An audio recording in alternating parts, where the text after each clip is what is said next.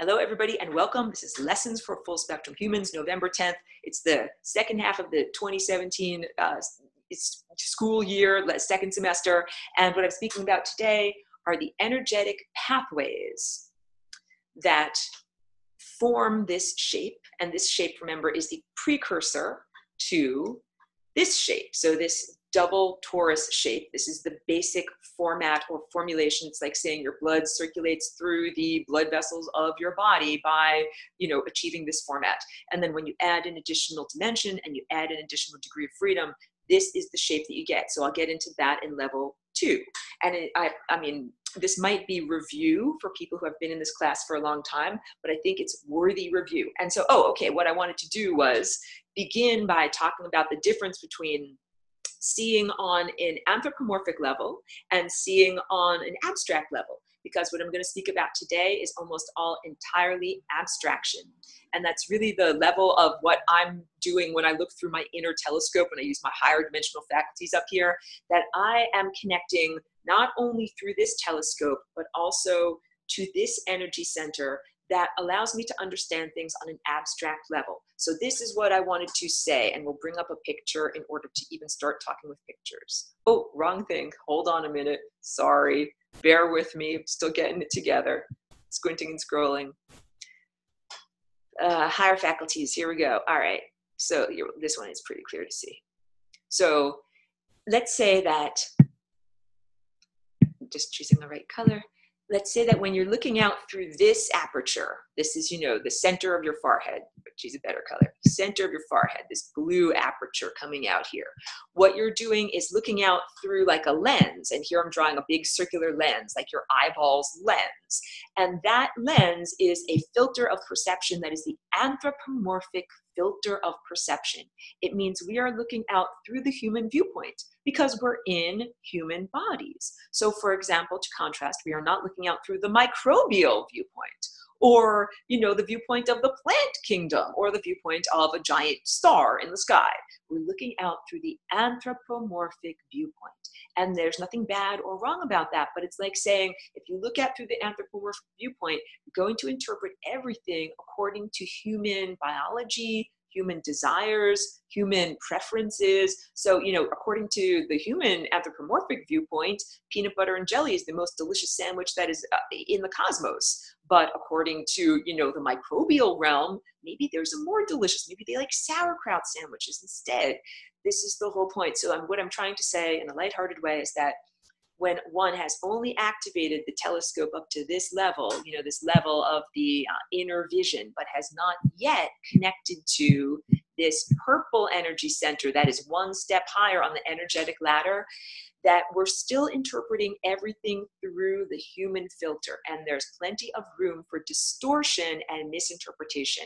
And so it's not until one has raised energy all the way up the entire energy circuit here, and I can't get my pen to go all the way down there, but it begins at the base of the spine, and that is analogous to the red sector of reality. And I should go through the colors in order to tell you exactly what each layer is all about. So bear with me while I squint and scroll again, because I want to make this a impeccable presentation, not too rudimentary to be boring, but to make it have all of the important information that we need to have. So again, I can't get my pen to go all the way down at the bottom of the screen, but I'm trying to make a red mark over here. There we go, this red zone down here. So, okay. First, we're going to talk about color proportions, and I've gone over this in other presentations, but I'm going to emphasize it by going over it again because it's very important and very worthwhile. So if you look at any of my paintings, all of these, maybe I can move this so that it's easier to draw, all of these wavelengths that are in here conform to the same pattern. So that those little half circles that I just highlighted are always going to be 2 times as big as these little half circles that I am now highlighting. So this is the color recipe for who we are as little miniature stars emanated from our nearest star, which is Sol, the sun. So this whole structure that I have drawn here, it's not something that I invented, it's something that I perceived. Wait, let's erase all these lines. Erase, erase, erase, clear everything. It's something that I perceived as part of our basic nature. So I don't know if I even have to make this distinction here in this class, but no, this is not part of some kind of evil control system. This is like saying this is what your body is shaped like on a non-anthropomorphic level. So this is meant to be empowering information. Each one of these levels in this painting represents a level or a density of reality, and these different density levels of reality are comprised of energy that is moving at different rates. So some of these energies, I'll change my color up here, are moving at a very fast rate. Violet is moving super fast. It's the smallest wavelength. That means these are the shortest little shapes, and is the highest frequency, meaning that it's moving at the fastest rate. And then some of these are very big, can't make my pen work, big, long, slow waves. So the difference between this energy up here and this energy down here is that the energy up above, can't see it, just want to make certain, are my pen marks showing up on this? If you can tell me in the chat, that would be helpful. Oh my goodness, let's stop this again and let's try it again. I don't know if the technology is not working for me today or what is going on, but let's try it again. Let's go back to the same picture. And if not, then don't be concerned. Here, we'll use a different picture. Okay, and let's see if my pen marks are going to show up now. Here, I'm just doing a little experiment. Can you guys tell me if my pen marks are showing up? Can you see that okay? Good, wonderful. Okay, and I'll just drink a little bit of water.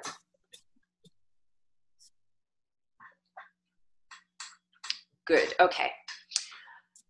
Red is the longest wavelength and the lowest frequency. Low does not mean less good, it just means like a lower note on the octave of the scale of the music that we are. So I see this all the time, that oh, Gaia is saying that she can't see the screen sharing. So Gaia, are you able to see this picture of a black background with a brightly colored figure that's in it? It seems like other people can see it okay, but okay, so I don't know, that's something that's going on in your system that other people seem to be able to see it okay. So just if anyone cannot see this picture that I'm sharing right now, maybe you can just virtually tell me in the chat. I don't know how to fix it. I'm sorry that I can't. I should wave my magic wand and everything should poof work okay, but it might just be, Joelle is saying she can see it. All right. All right. Yeah, my apologies if people cannot see it properly. And I don't know if it might be necessary to leave the meeting and then log back in, or if you need to do any kind of a Zoom update, it might be something like that. But let me roll forward for the people that are able to see this properly. So I say all the time about the red level of density, that we have these physical material bodies that are basically light that has the privilege of going slower than the speed of light. So what we have when we have these energy centers are, we'll start off with, I don't have white as my color, so we'll say that this is white even though it's yellow up here. Like, let's say that this is the source of information, that 0th dimension, that convergence point, oops, that is at the center of my yellow sculpture. That's the thing that everything emanates from. Let's say that's what that is up there. And then what we have is energy that circulates from that and becomes larger and more distorted as it emanates outward. And that's not necessarily, again, a bad thing or something that we need to judge. It's just like if I have a flashlight over here, let's say this, oh, I just drew like the most crude, let's try it and see if we can draw a better flashlight. Here's a flashlight, right? Like, and the light comes out of here. And the light, I think most people have used a flashlight, spreads out in a cone.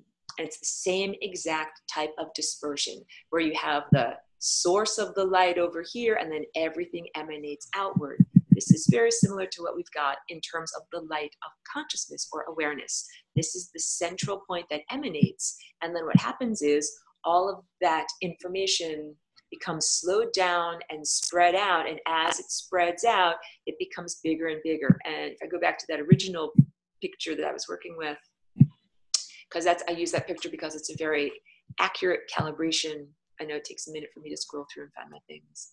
So this this painting over here shows very accurately the color proportions of what we're dealing with. So this, if this is integer number 1, and I did this last week, so that in my paintings, what I do is I make this a 12-inch circle. Then I make the next color, orange, which is half the size, a 6-inch circle. And the next color, yellow, which is 1/3 of the size, a 4-inch circle. And the next one, I got to move this thing around over here, which is green, which is 1/4 of the size, is a 3-inch circle. And the aquamarine color, 1/5 of the size, it rounds out to about 2.4. And so I had special templates cut for that. 1/6, what's 12 divided by 6? That's easy. That's a 2-inch circle. And 1/7, this one again becomes a little bit not perfect, but it basically works out to 1.68 or 1.7. So and that's supposed to be a 7th over there. A 7th of 12 is 1.68. So in all of my paintings, these paintings that I point to behind me all the time, any place where you see a red circle, it's going to be a 12-inch circle. And any place where you see an orange circle, it's going to be a 6-inch circle. And any place where you see a 2-inch circle, it's going to be a dark blue circle, because those are the basic proportions of this calibration of light. I didn't invent this. I'm not making you follow it. It's like saying red blood is red because it carries oxygen and it flows from your heart to the rest of your body because the rest of your body needs oxygen. I'm simply describing to you the way that energy flows in the cosmos without judgment. And that's a big part of it. If I go back to my face, that's a big part of it. The distinction between seeing on an anthropomorphic level and seeing on an abstract level is there's a lot less judgment. If you're like, wait, energy flows from here to this other place. So what I'm trying to do is make a distinction. There are a lot of people that are out there and they make videos and they're talking about human events.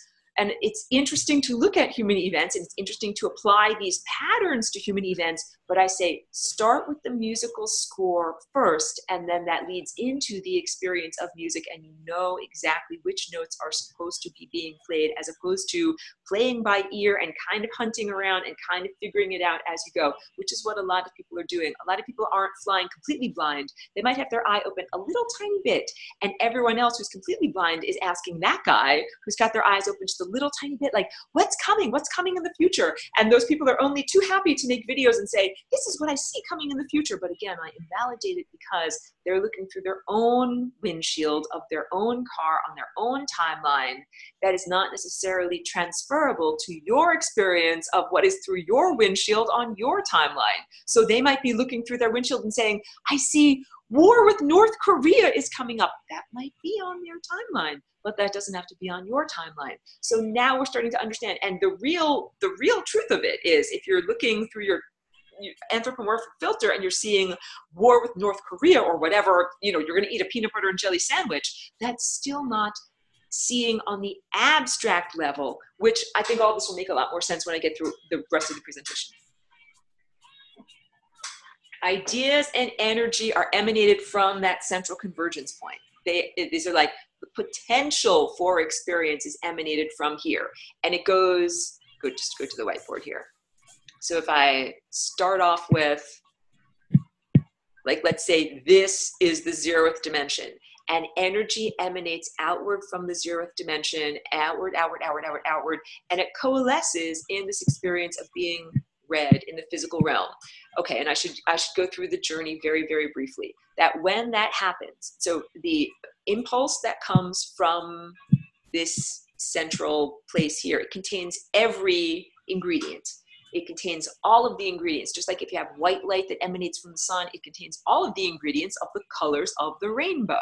And the first thing that happens when it is refracted into the purple, violet chakra level is that's our connection to the divine and to the source. And that's actually the primary thing that has to happen. We have to be connected to life force energy for all of the rest of this journey to take place. That if we don't have that primary connection, none of this can take place. It's like your cells can't even be alive. So that primary energy impulse circulates through the violet energy center. And that is simply being connected to life force energy. And then the next thing that happens is it circulates into the indigo center, and that's your higher faculties and your capacity to understand on an abstract level, not clothed with words. And then that same energy impulse goes through the clearinghouse of language. And it has to be like a present that you're going to give to someone. You put it in a box and wrap it up with paper. This is the putting into box and wrapping up with paper portion of taking something that is pure insight.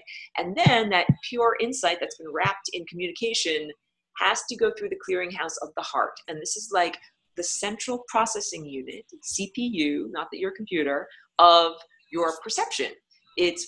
All signals that are going either in this direction from less dense to more dense have to go through that clearinghouse. And all signals that are going from more dense to less dense also have to go through that clearinghouse. So once again, to overemphasize this point, this is a two-way signal broadcasting, apparatus, and all signals must go through like this portal that is known as your heart. And when energy is coming from, we're coming from the less dense to the more dense realms, after it goes through that heart, then it finally hits this yellow layer, which is what we would consider to be daily waking conscious intellect, or the part of our mind that is aware that we are currently participating in a webinar, that we have all of these other aspects of self that, basically the higher faculties all up here that humanity might not be consciously aware of, because that is the supra-conscious, not the subconscious, but supra, positioned higher than regular conscious. So energy comes down into your daily waking consciousness and you say, oh, look, I've had a thought. But meanwhile, it had to travel through all these other layers before you quote unquote have a thought. And this is supposed to be orange. I don't know if you can see if that's really an orange color or whatever, but after the energy goes through the yellow layer, it goes through orange, which is our mammalian emotional center. And that is the place where we have attraction and revulsion and romantic love and partnership and all the things that inform our activities on a mammalian level. But it's also like saying thoughts give you feelings. Sorry, there's a motorcycle driving by outside. Okay, thoughts give you feelings. So a thought can be anything. A thought can be something like, hey, you're about to crash into a brick wall. And then your feeling is going to be like, oh crap, like it's a feeling of alarm. And then the very last thing is the energy impulse. Here's trying to find just a red color, it's not real red, down into the physical realm of red. So you have this abstract energy impulse that came from the source, or pure abstraction, or a realm of pure energy, or the zeroth dimension, or God, if you're not afraid of the G-O-D word.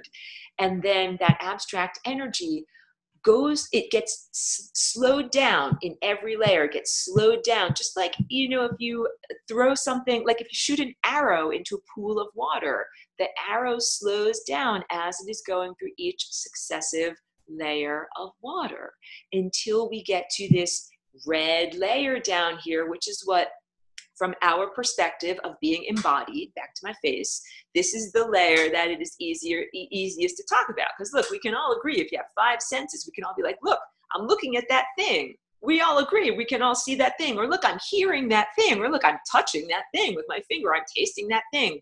This is the realm of the 5 senses, in the physical realm. It's easy to talk about, and we can all agree that something is going on here. And the other layers that lead to our experience here in this realm are invisible. We can't see them with our physical eyes, so it makes it a lot harder to speak about it in terms of objective materialism, which says let's only talk about the things that we can see with our 5 senses. So it takes the act of perception to add in those other layers of reality, just like it takes the act of perception to change a flat hexagon into a cube. And I did this last week also.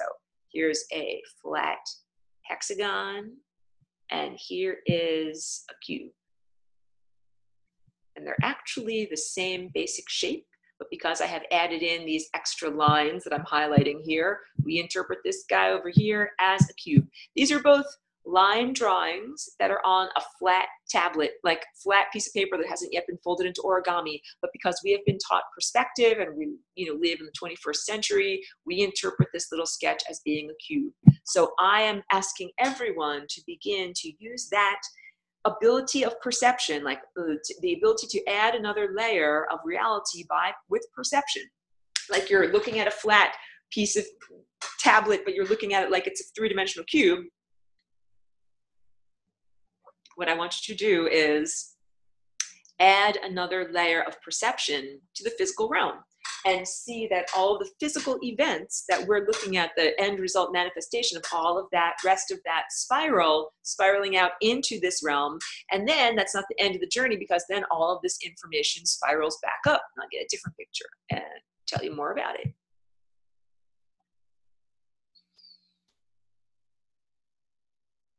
Yeah, this is a good one to use. So after that initial energy impulse, like if this is this big giant black dot up here is the 0th dimension that sent an energy impulse containing all these wonderful aspects of nutrition to us, and it got split apart into its various different colors through all the different colors of the rainbow, and it got exacerbated and made larger and larger until it's at the giant level of the physical. That's not the end of the journey, because what it then does is it starts at the layer of the physical. I can't make my pen go all the way down at the bottom of the page, and then it gets refined, smaller and smaller and smaller, and goes all the way back up to the place that sent it out. So once again, this is a two-way journey. I'm trying to find a color that we can see easily on this crazy painting. It's a two-way journey that's coming down from higher dimensional, less dense realms into the physical realm, and then it's also traveling from the physical realm all the way back up. It's a two-way street to the higher dimensional, less dense realm that we came from. And all of that is meant to be, this is a live stream broadcast of what we are experiencing in the physical realm. It was never meant to be like, come into the physical realm and then get cut off from the source and not know what you're doing for many, tens of years, like whatever, 20, 30, 40, 70, 100 years.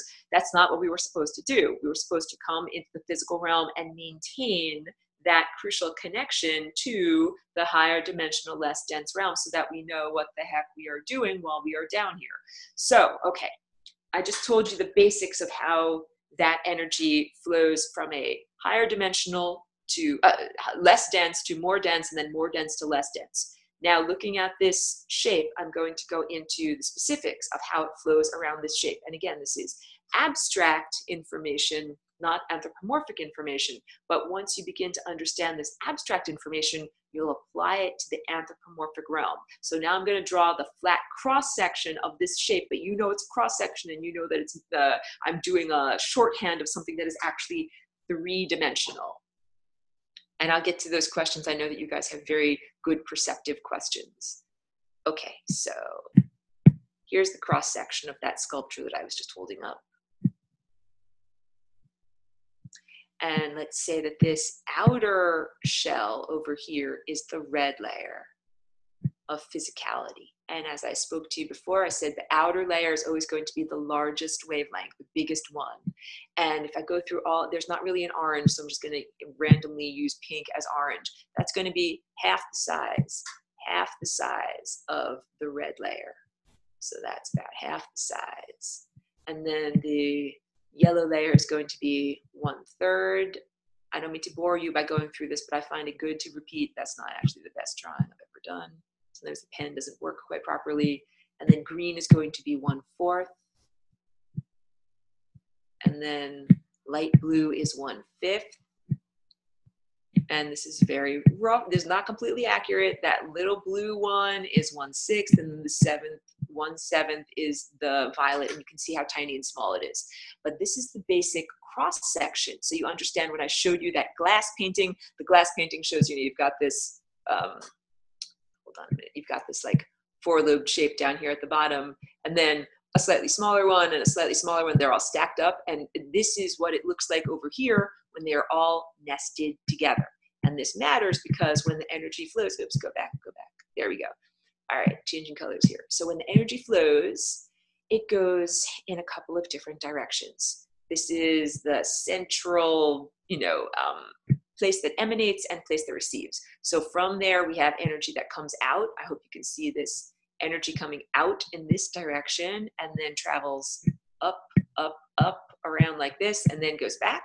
And then, of course, it comes out in the complementary direction, which is out from there, and it goes all the way around here and then goes back in there. But when it does that, it doesn't just do it in a simple way, because this little central point in here is a wormhole. And when you go through a wormhole, you don't always end up in the same destination when you go through the same wormhole. So let's say I'm going to draw a door frame. That's not a very good door frame, sorry. Here's a door frame, and let's say it opens outward into a different room, and this is the handle, and you go through into a different place. And every time, when you walk from, if this is room A and this is room B, you walk through and you go from room A to room B, okay? Now let's say that we close the door and then we open it again and we walk through, but this time we don't walk through to room B, we walk through to room C. Same door, but different room. And then next time we close the door and we open it up, we don't walk through to room C, we walk through to room D. And again, close the door, same thing, same thing, same thing. So all of this in order to say that when we emanate from this central point here, and you want to say, oh, look, I emanated from red, I go around red, and then I go back on red, but that's not what happens. You get emanated from this central convergence point here, and first go around that little tiny, violet, and then go through the wormhole, and then go around the dark blue, and then go through the wormhole, and then go around the light blue, and then go through the wormhole, and then go around green, and then go through the wormhole, and then go around yellow, and then go around orange, and then go through the wormhole again, and then go around red.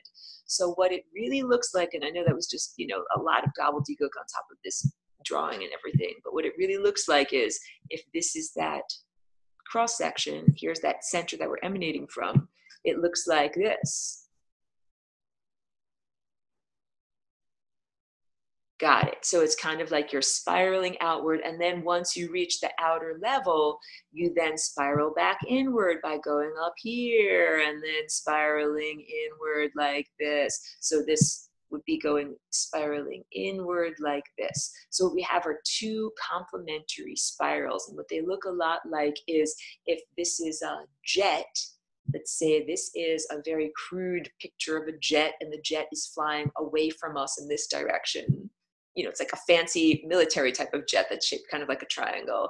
And it leaves behind in its wake this type of, jet exhaust. And the jet exhaust, if you looked at a cross section of it, it looks exactly like that. It looks like these little twin vortices that kind of come out like this and like this. And that's very similar to what we have in this shape here. So on the one hand, what you have is energy that is flowing in a figure 8. Go back. On the one hand, what you have is energy that's flowing in a figure 8 out from the middle, around, and then back to the middle, and then around, then back to the middle. And we keep going just in different, kind of like going around a clock. And that going around the clock is what makes the vortex shape. But what we're understanding on a more complex level is that all of this energy has to be stepped down, like energy that comes out of the power station. You cannot plug your computer directly into the power station. That energy must be stepped down so that it doesn't blow your mind. And this is the same exact premise here with information that is coming from that 0th dimension or central convergence point. It's the smartest person that you could possibly imagine, or the most well-informed genius that you could possibly imagine. And if we plug directly into that power station, then we would not necessarily benefit ourselves, because it would be like eating too much food at once. It would blow our minds. So what we have to do is have this stepped down in how fast it's moving and how intense the energy is, so that it's something that we can allow and not have it harm our bodies. Just drinking some water here. We do not want to immolate ourselves by exposing ourselves to too much information too quickly. That would be what happened if you plug directly into the sun. You're going to draw a little sun. If this is the sun up here and it's got its beautiful golden rays out there, and if you plugged your mind directly into the sun, it would be like, okay, it's time for you to change state now, directly from solid to a vapor. And that's like, vaporizing yourself, burning yourself up. It's like, it's way better to go a little bit slower on this journey and actually have that information come into you. Okay, so let me also, I'm going to check comments too, but first let me just go a little bit further with this. So we have energy that goes like a figure 8 that's around like this, but we now understand that it's a much more complex figure 8 that actually is more like this.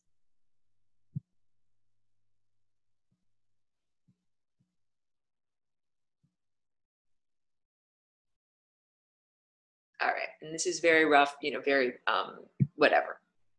Feel like I need to get to questions. Okay. All right. Okay, Joelle was asking, the light spiral being the opposite side of the black hole aspect of source emanation. Okay, this is a very good question because this goes down to this. The life cycle of a star and what is being emanated and what is being drawn back in. So stars during a good portion of their life, let's find a star color. Okay, fine, we'll do red.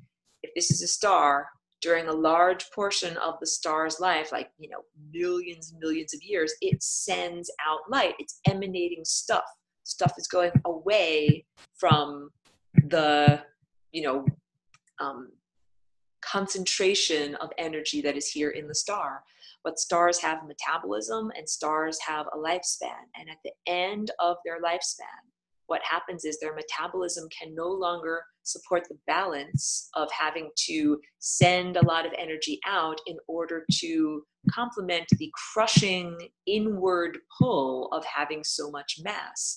And so when they can't send out energy enough in order to complement the inward crush, everything that they are crushes inward, and then that's the inner, you know, like not collapse, but like backflipping into itself. All of that energy then goes into the star, and then the star becomes a black hole. And now I'm just going to draw this spiral here so that we can imagine that that is like a place where the infinitely stretchy fabric of the cosmos, you're using perspective to draw a flat plane that is like fabric of the cosmos, time and space and consciousness, infinitely stretchy fabric, and we're going to put an infinitely heavy bowling ball on top of that infinitely heavy stretchy fabric, and we're going to make it stretch. And what happens is we end up with this very, very, very long, exaggerated, stretched out fabric, and that, I can't get my pen to go all the way down to the bottom of the screen, but all the way down at that place where it is stretched all the way, that's this center of this black hole. And it doesn't stop, it just keeps stretching and stretching and stretching. In fact, so this is a cute aside, science has described what would happen to a person if they were drawn past the event horizon into the singularity of a black hole, that they would become spaghettified, like drawn out into one long, long, long piece of spaghetti. And I think that's really cute considering the Flying Rainbow lasagna is also made of pasta, because it's just, you know, it's a lot of pasta going around, just a funny aside. But yes, this is the idea that stars have a balance to their consciousness metabolism, because these emanations that the sun or star is sending out during its, you know, living vital aspect of its life plan, these are all photons, but they're not just photons, they're also possibilities and probabilities. That I say this all the time in this class and in my other broadcasts, that the star is not just a dead, you know, stupid ball of hot gases that's, you know, doing chemical you know, processes in the sky, that it's actually a point of consciousness, and that it is emanating possibilities and probabilities, and that these are what the photons are that are creating our world around us and that are allowing us to perceive and, you know, have this experience. So for a certain proportion of the star's lifespan, it's sending energy out. It's giving us, the receivers down here, out here, the things, the thoughts, the information, and the energy that we can use to actually experience life. And then for the second portion of the star's life, it's getting energy flowing back into it. It's all in balance. And the energy that is flowing back into it is consciousness and light and energy and motion. So this is all, again, the way that it's supposed to be. So like, I'll just give you an example of the difference between anthropomorphic and abstract seeing, that some of these science shows will talk to you about a black hole and they'll describe it as a monster and it's eating stars and it's, you know, filling its mouth and it's got a big giant mouth. And it's like, that is an anthropomorphic viewpoint of what the black hole is doing. It's not doing something that is bad or wrong or evil, or, you know, the way that it's like, it is, energy goes out and then energy goes back in. So this is the difference between looking at something on an abstract energetic level and looking at something on through the viewpoint of the anthropomorphic filter. Okay, and drinking water too. So, okay, hold on a second. Each one of the layers of reality in these chakras represents a layer of time. I hope that I have made that very clear. It's not just an abstraction. Like, your emotional layer of your mammalian emotions is a layer of time. And these can be considered like echoes. Like the primary energy comes into this top violet chakra, and that's like the note that is closest to, or that's like the person whose ear is closest to the instrument that is actually emitting the note. And then there's echoes that go through these other layers of reality, echoes, echoes, echoes. And just like any echo, that the more it gets amplified and the more it gets echoed, that the more it gets distorted. So by the time that signal emanates all the way out into the red sector of reality, it's become heavily distorted and heavily changed. And when you look at this sculpture, you can understand that there is a great value to being in the physical realm, because a lot of people here, I talk about this disgust and just dismay of being in a physical body, that a lot of embodied humans are like, oh, I have to eat, oh, I have to drink, oh, I have to poop, oh, it's also hard to be here. But I'm like, no, no, no. Being in the physical is a wonderful opportunity, because we can do all sorts of cool things. And the physical realm is the stage upon which all of these other aspects of consciousness and forces are able to meet and interact and have a play, on a stage. This layer of red is the only place on this sculpture where these areas communicate. And this area here, which is the convergence point at the source. So we are able to meet and interact with other forms of consciousness, our own consciousness, that are moving at different rates of speed here at the source. We're familiar with that. And also here in the physical realm. And that's why it's valuable to be here. And all of these other layers are like the necessary integument, or the steps on the ladder that tie us together from abstract source, convergence point, zeroth dimension, whatever word you want to call it, and manifested reality.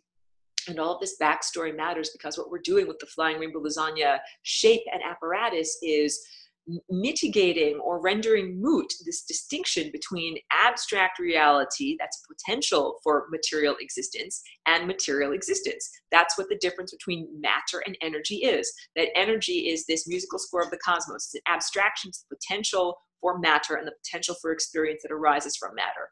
And then we also have actual matter. And when we do this Flying Rainbow Lasagna transformation dance with our DNA, the actual outside manifested matter becomes communicative with the inner realm of potential, and the inner realm of potential communicates with the outer realm of matter. And if we were really doing that, then we understood what is inside, quote unquote, in our imaginations, and our thoughts and our hopes and dreams, is literally being projected and manifested in what we call, quote unquote, outside, in the realm of hard-edged objects and what appear to be other people and other experiences. So all of this is necessary backstory, that when I'm going through these basic energy movements in order to understand and perform the Flying Rainbow Lasagna shape. And I know that there was just another comment in the chat. Okay. First I'll do Gaia's most recent comment, then I'll go to Golden Hawk. Gaia asks, this is why during dream information or experience make total sense until waking up. So yes, that's an excellent point. That is what science is describing as state-specific memory. So if you are in a dream state, your mind is moving at a different rate, and you might have experiences or thoughts or even innovate new ideas. And those are all recorded when you're, let's say, in that state. It's like saying we recorded it in a particular file format, like whatever, an MP4 file format in your dream state. When you awaken and you go into that yellow daily waking consciousness level of wakefulness and cognition, then it might often be difficult to access the recordings that you made when you were in a different mental state, like in your dream state, because your daily waking intellect might not have an MP4 app that can play that level of recording. It might only be able to play whatever, I don't know, a different style, but some other type of file formats. So this is the challenge. A lot of times people have great insights when they are in a psychedelic experience, or when they have a non-verbal, higher dimensional experience. And then it becomes very challenging for them to go back to their ordinary, mundane, daily waking intellect and somehow transport with them their insights that they had while they were in a higher dimensional or different, having a different perspective. So this is the challenge, state specific memory. So there's all sorts of different things that people can do. You can, you can write yourself notes when you're in that state and then try to go back and access that state and those memories based upon the notes, or you can go back into that state. Like if you only remember those things when you were dreaming, you can go back into dreaming in order to remember and access those things. But the, most virtuoso thing to do is to integrate all of these levels of consciousness. And that is what we are doing. That's what we're doing on an individual level. And that's what we're doing on a cultural and social and planetary level. And this is causing a huge transformation in our social structure. So on the anthropomorphic level, what we're seeing is a exposure or bringing to awareness or bringing to light of what would have been considered the subconscious or the dark side or the areas of unawareness. The yellow level is not aware of all of these other things that are going on in the body. So this is what's going on in human society, that the daily waking conscious mundane intellect of human society is aware of and ready to acknowledge certain levels of activity, but not like objective materialism, but is not prepared to acknowledge other things that would be considered supernatural. And so now that we are starting to see that those things are affecting our reality through what I call dark magic, manipulation and distortion of the time field by distorting DNA, distorting the dance of DNA. That if DNA, let me put down my little thing so I can, if DNA is not free to be able to dance in the way it wishes to dance, that it's like it gets constrained and the energy movements that it wants to make, it can't make, and the energy gets siphoned off. And this is how dark magic works. So right now, there is a change in the level of awareness that more and more people are becoming aware of other layers of consciousness that are affecting this layer of consciousness, because it's like saying that the blueprints that are written in another dimension actually affect the way that this dimension is shaped. Let me get to the other question that you had over here. Hold on. Okay, Golden Hawk says, for about the last 2 years, I've been seeing a purple indigo hue on all sorts of surfaces, especially at night while driving, and this hue is in the headlights. Could this be a sign that I'm connected to the crown chakra? So I would say, I mean, I cannot speak for what you're seeing through your particular windshield of your car, but yes, I would say that that would be the correct interpretation. If you're wondering what aspect of your own inner filter you are looking through when you see that color, it would likely be this color, this, and this. So a lot of the time, from my own personal experience, I would see these little blue flashes out of the corner of my eye. And of course, if I turned to look at them, they would, they would disappear. They wouldn't actually be there. But I would see those little blue flashes when I was having particular moments of heightened insight. And I started to say, hey, wait, I'm seeing that blue flash over there because I'm using my inner telescope. So that it's like learning your own body. If you're like, oh, I taste a lemon, and then my mouth puckers up like this, it's like, yeah, that's because you tasted a lemon. So each one of us is learning that inner calibration so that we know exactly what we're doing with our body. These are real experiences. This is something that can actually be studied and I guess quantified. That's not the right word.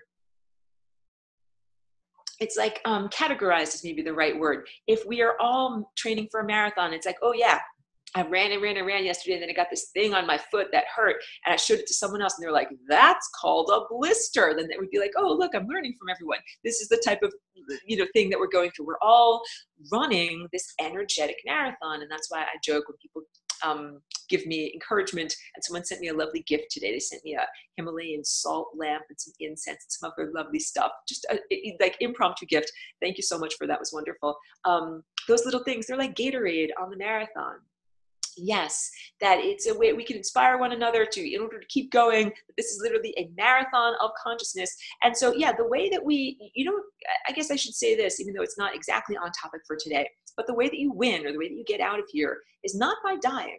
And I know that a lot of people are just so tired. They're so exhausted. They're like, oh, let me just die and then I can quote unquote go home or go to heaven or something like that. But that's not actually how you get to the levels of peace and contentment and joy and feelings of goodness and rectification. That's not how you get there. You don't get there by dying. Dying is when you hit this this membrane that separates the two worlds, and that's not our intended journey. So I propose that the solution is flying rainbow lasagna. And I mean, I should actually, let me check out what time we got. I'm like, I should have my clock somewhere so that I can see things easily. Okay, well, anyway, how does energy flow around the flying rainbow lasagna? Okay, wait, we'll get back to this too. Guy says, I see round lights orb like blue or pink and lights flame sometimes flying across. Yeah, so, okay. When I see through my inner telescope, when I see on an anthropomorphic level, what it feels like is I simply have a knowing about someone. And that knowing might be like, hey, that guy's got kidney disease, or hey, that guy beats his wife when he gets home from work. It can be anything. And it's not something that is enough information to be able to file a court complaint. Like, it's just something that you know on a deep inner level, but it's still information on an anthropomorphic level, as opposed to when I see through here, but I'm also connected to here, what it looks like is this back here. And from my life, you can tell, what do I spend most of my time doing? I spend time making abstractions like this. I don't spend time looking on an anthropomorphic level into the dark corners of humanity and then whatever, trying to file a police report, because that's, you know, the type of stuff that you see when you look on that level. To me, that is being, that is acting not at that, not from the pinnacle of energy and consciousness that we are meant to be acting from. And I'm not saying that you shouldn't act when you have inner perception, but I'm just saying, like, there's so much, when you begin to activate this inner higher faculty, you can read people like a book, and then you can also understand why the overlords of humanity, or these, you know, elite numbskulls, you know, these naughty people, why they would wish to prevent that level of awakening. Because even if you're only able to see on the anthropomorphic level, if you can see into the world of these bankers or, you know, evil political miscreants, you can tell, oh yeah, that's exactly what those people are doing. And of course, they don't want to be found out and seen. So one of the things that they'll do is they'll blind other people who have that capacity, and they'll also set up like an energetic firewall that if they spot somebody peeping, like if they sense your fiber of awareness is reaching out to them and starting to touch on them, that they'll yank your fiber and even, you know, like stab you and try to hurt you, basically send energy back along that fiber because they don't want you to be able to see what's going on. So, okay, and I didn't intend to do this, but we're getting now into the idea of ethics, energetic ethics, and what is allowed to be done and what is not allowed to be done. So all of this, I mean, these are what the real fights in the battle are about. They're about establishing precedent, and a lot of this is like law. So it might not sound that fun and interesting, but the type of law that's like this, where if you know what the proportions are supposed to be like, you know the size of a wavelength or a frequency, you know what it's supposed to be, and no one can tell you differently. So on the anthropomorphic level, a lot of these AI interlopers, occupiers of the interstices, will try to pull all sorts of hijinks and say, oh, blah, blah, blah is allowed. But you can say on an abstract level, no, blah, blah, blah is not allowed, because on that level, it's more like 1 + 1 = 2, and we're not going to argue about it. And there's no excuses, and there's no reasons why, in some cases, 1 + 1 should not equal 2. So here are the ideas of, you know, energetic ethics. All of this is supposed to be done on a bridge of love. If you reach out to someone else and on the anthropomorphic level, and you're looking at what they're doing in their life, it's on a bridge of love, that is totally appropriate.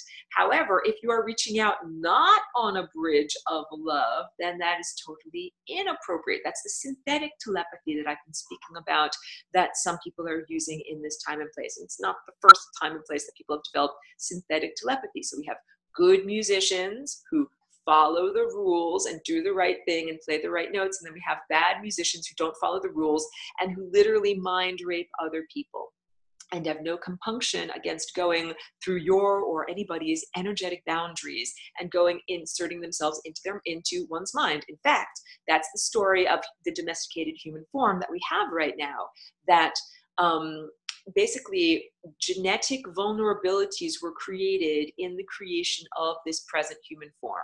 The programmers who created humanity in this form programmed in back doors through which they can speak to your conscious daily waking intellect. And then through those back doors, they then influence one's behavior and what influence one's thought structure to then influence one's manifested behavior. And none of that is okay, because all of those people who are doing that are not doing it on a bridge of love. And they smashed their own guitars on stage. They certainly should not have access to you in order to play music through you on your guitar. And this is why I'm not a channeler, and I do not advocate for anybody to be a channel or to allow quote unquote ascended masters to live, speak, or act through them. And so with my artwork, I take credit for my artwork. I didn't say, oh no, I channeled it from some higher dimension. No, I didn't channel it. Actually, I knew exactly what I was doing. I learned, that's what I'm trying to say without so much attitude, I'm sorry, in this presentation, that I learned the basic language structure of the cosmos. And then I learned how to put it together the way a musician puts together more and more complex melodies as they go. So the basic idea is, and let me also get to the whiteboard and say this, each one of our chakras is not in, it's not like in a vacuum with nothing else touching it. If this is one of these chakras, energy centers, and let's say that it's got, you know, all the other nested spirals inside of there. I'm just not going to draw all of them, but let's say it's got every single layer. It doesn't exist in a vacuum, because you've also got another one up here. And this is a totally different one. This is a different person. It's actually 4 different people, because we've got these guys over here that are also time vortices. For anyone who's accessing this webinar out of order and doesn't know what I'm talking about when I say a time vortex, I'm talking about this particular vortex shape right here, where this is birth, you know, 0 down here, and time marches forward like this. But these are a series of timelines that are possibilities and probabilities that spiral up here, and there's only one that exits through that wormhole rather up there. And I usually draw it as a simplification of these little matchsticks, and there's only one endless matchstick that keeps on going. That's our true self. And that endless, you know, path of least likelihood, that is the recipe of characteristics. That is who we are as an eternal being. And so one of the basic takeaways of this whole entire shape that I draw over here is that everyone has within themselves the potential to be what we would just define as an ascended master. And right now I'm drawing the red line that goes up through this entire structure. This is the line of the ascended master. Look, it's in all of this. It's in there. It's in there. You know, there's one that's like this and like this. There's one that's in there. It's in there. And this is a whole field, because then I'll keep drawing. I can keep on drawing this endlessly. It's what I do. This is another one that's over here. Look, there's another one that's over here. This is another one that's over here. Wait, let's do like this, and like this. They're all nested together. So this is a matrix or a formation. Or a matrix is a good word, because matrix, like a crystal. The way that crystals are tessellations or puzzle pieces of molecules that are put together perfectly. This is what the living time field is, what these paintings that I paint in, you know, that I'm pointing to behind me are all about. So this is not just your own private, personal experience.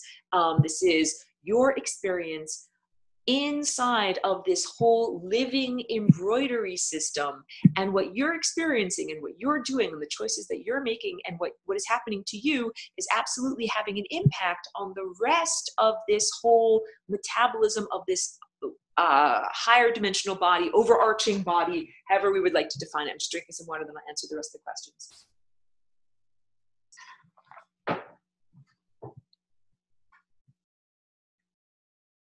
Yes, Golden Hawk says, I always say to play the game well, you have to know the rules. That is exactly what this is. That's what jazz music is. That's what being a good artist is. That's what being a genetic virtuoso is. And with this shape, so this is my contribution to this cosmic music, I say I don't break the rules, I bend the rules. So what I've done in this shape is I took the center singularity, which is called single because there's only one of it, the 0th dimension. There's only one of that in the whole entire world. So when I show these paintings that have that, like I'm pointing to a singularity at the center of that painting there, and look, it's all in my scarf, in my scarf, in my scarf. It's actually the same singularity in all of these different places. So this is another one of the takeaways of this lesson. When we go through the circulation process of going around that vortex shape, we go through the singularity, but we the same doorway does not lead to the same room every time. Remember I said that? First it's room A, then it's room B, then it's room C. Well, that's the truth of the singularity that connects each one of us. You open the door and it's the door that connects to Aurora. Then you open the door again. Oh, look, it's the door that connects to Sandy. And then you open it again. It's the door that connects to Melissa. However, it's the same door. There's only one singularity. And if you really embody that profound concept, it means that there's literally no distance between the door that connects to me and Sandy. That Sandy is on one side of that door and I'm on the other side of that door. I happen to know that Sandy lives in Australia. She's thousands of miles away from me physically. And, we also have this separation of time. However, if I really embody that profound truth, I understand that there is no geographical separation, there is no time separation, and there is no consciousness separation. And that is the profound concept that is embodied by the Flying Rainbow Lasagna. Because what we do is we say, here's the singularity that is within me, and here's the singularity that is within anyone else or anything else. Like I've told people, Flying Rainbow Lasagna is a verb, of combining together these two formerly divergent realms, self, ego self, and context. It can be, you can Flying Rainbow Lasagna just with the world. So guess what? I do that all the time, and we'll get into that in level 2, and that means joining the cosmic symphony. Okay, someone's got a question. This is perfect timing because I'm about to wrap up this recording and then move on to level 2. So Sarah asks, can you talk about how the energetic pathways relate to the traditional chakra symbols? Yeah, I'm happy to do so. But I mean, I don't have in my little bag of tricks, I don't have a thing like with the, traditional Hindu chakra symbols, but I don't really resonate with those. I don't have an example of it, but if I can go to my own picture that I have over here. Because when I look at some of these yoga mats or whatever, and they have the traditional, they're just showing all of the chakras as basically being, like a ball of light, a ball of light, a ball of light, a ball of light, a ball of light. And then they've got, some kind of like geometric shape inside of it. And so I don't really relate to those interpretations of reality because I understand this as being related to the proportions of how the chakras are aligned. To me, it's about, even if we didn't have the color system, like if we were like an animal that only sees in black and white, we would still be able to perceive these changes because these changes are changes in size of wavelength and also in levels of density. And density means how many molecules are in a particular square centimeter. Is it moving very, very fast? Are there very few molecules? Or is it moving very, very slow and there's a lot of molecules in there? So I don't know the symbols enough to be able to just draw them out for you, but the root chakra, and I think it's just a plain triangle, and then they get more and more complex moving up from there. I also don't relate to those symbols because most of them are made out of straight lines, and almost everything that I'm working with here, these are all about working with circles, and the circles are the basis of geometry because what we're really saying is if you have two circles that overlap like this, what we can do is collapse together this plus this into this. And I'll do that again. That what we can do is say, that is like when you have soap bubbles that come together and they form a straight side, it's because this little half circle and this little half circle have collapsed together to create a straight line. So this plus this equals this. And that, so if you're drawing a triangle, what you're actually drawing is we've got a circle like this and a circle like this, and then another circle like this and circle like this. It becomes a much more complex system than just what is there. And so if we were to look at some of these paintings over here, we could collapse them down and, we could draw straight lines in all of these places where we see two lines kind of making a lobe shape together. Like that, to me, takes out information instead of putting information in. That's why I haven't done it. Ice cream truck is going by outside. I'm sure you can hear that. So the basic finishing on this concept of Flying Rainbow Lasagna, the singularity jumps between these two places and it jumps between them so quickly. It's as if it's in two places at the same time, but that doesn't break the rules. It's bending the rules. And that's real virtuoso stuff because it's like saying we're taking the basic foundation of everything that is given in terms of reality, all the things that have already happened that have brought us up to this point, and then saying, how can we improve? How can we get past this? How can we jump up and over? How can we take the flat piece of paper and turn it into an origami of a crane or an owl or something completely new and different? So the crucial thought that has to happen is, what happens if we take that singularity and we make it jump? We make it move and we make it do all sorts of stuff. Then it can be in many places at the same time. Still one singularity, but jumping and moving all around. And that's that same leap of consciousness that the little 0th dimension had to have, as I spoke about in last week's class, building the 10 dimensions, how the 0th dimension jumped at one point and became the 1st dimension. It had to be two dots that stuck together. So this was, I'm the 0th dimension. I'm 0 not because I'm worth nothing, but because I'm worth everything. And at a certain point, I had to have the thought, what would happen if there was a little piece of me that wasn't here with me, but was somewhere else? And that somewhere could have been here, or here, or here, or any place. But as soon as that thought was created, then it was just a question of putting a little piece of me there and connecting the two things with more and more pieces of me, and that is a line, and that's the 1st dimension.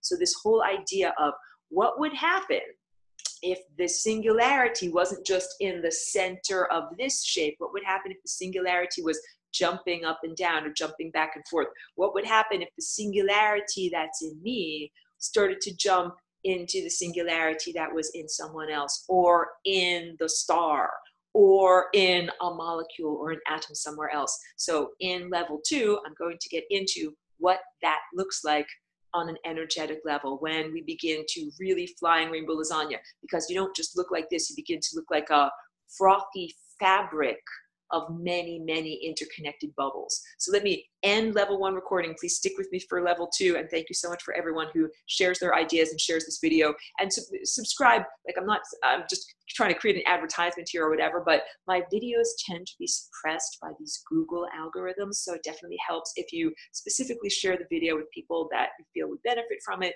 and subscribe so that way you actually get to have access to future videos, or join on my webinar list, and then I'll send you invitations to upcoming videos. So thank you very much for allowing me that, and move on to level 2. Thank you.